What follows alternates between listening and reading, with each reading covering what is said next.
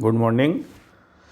देखिए, कल हमने पानीपत का जो प्रथम युद्ध है उसके बारे में चर्चा की थी और जो आपको पीडीएफ मैंने भेजी है उसमें आपने खानवा की लड़ाई के बारे में भी अध्ययन किया होगा। आज हम खानवा की लड़ाई के बारे में चर्चा करेंगे।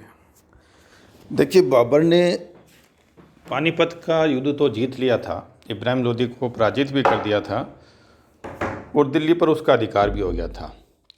लेकिन उसके लिए भारत में इब्राहिम लोदी से भी जो बड़ा खतरा था वह था राणा सांगा, जो उस समय तात्कालिक भारत का सबसे शक्तिशाली शासक था। जब तक राणा सांगा था, बाबर की जो विजय थी वह अधूरी थी।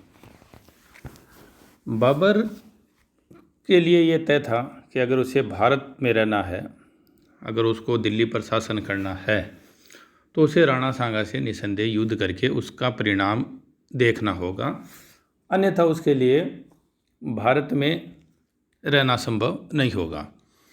एक बात और हमें यहाँ मिलती है, बाबरनामा में बाबर लिखता है कि राणा सांगा ने उसे आमंत्रित किया था कि वह इब्राहिम लोदी पर आक्रमण करे और वह उसकी सहायता करेगा। और साथ में बाबर यह भी कहता है कि राणा सांगा ने अपने वचन का पालन नहीं किया। वचन भंग का आरोप उस पर लगाता है।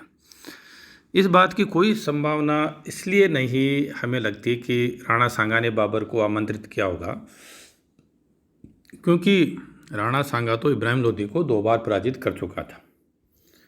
तो वह किस लिए बाबर को आमंत्रित करता?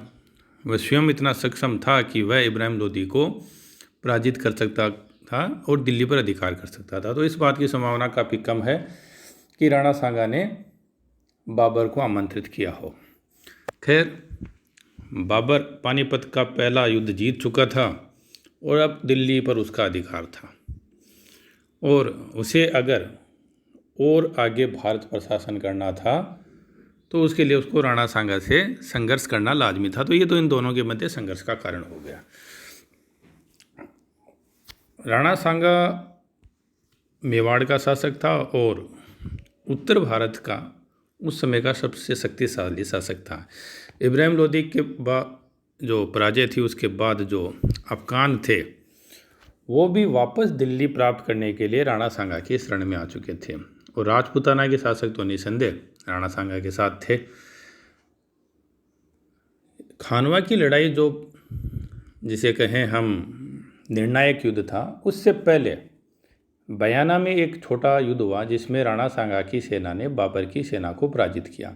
ये एक छोटी मुठभेड़ टाइप थी, दोनों की पूरी सेनाएं इसमें शामिल नहीं थी।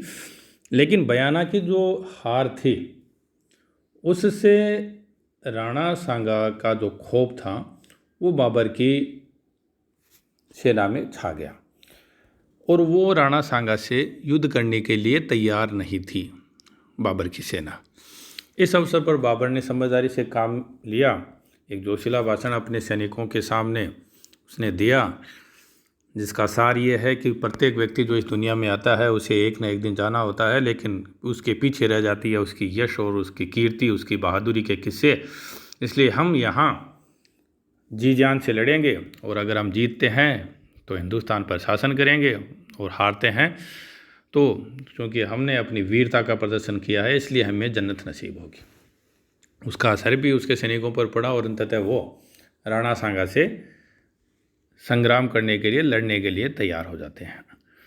खानवा का जो मैदान है वो भरतपुर में है और बाबर ने एक बार फिर से वही परंपरागत युद्ध पद्धति काम में ली जो वो पानीपत की लड़ाई में ले चुका था। ज़बरदस्त मुकाबला हुआ, लेकिन अंततः जो विजय थी वो बाबर के हाथ लगी। यहाँ से बाबर का असल में भारत पर जो है अधिकार स्थापित होता है। इब्राहिम लोदी को पानीपत के युद्ध में पराजित करना उसके लिए एक बड़ी सफलता थी, लेकिन उसके लिए जो असली भारत पर शासन की जो स्थापना है वो इस खानवा के युद्ध में जीत के बाद शुरू होती है। खानवा के युद्ध पर अगर हम एक्सपेक्ट करें तो हमें 4 अंक वाला प्रश्न पूछा जा सकता है और इसमें आपको मुख्यतः इन्हीं चीज़ों पर चर्चा करनी है कि खानवा का युद्ध क्यों हुआ, और दूसरा आपको ये चर्चा करनी है कि इस युद्ध के परिणाम क्या निकले। उसके बाद ही आपका आंसर पूरा हो जाएगा। चलिए आगे फिर चर्चा करेंगे, आज के लिए इतना ही।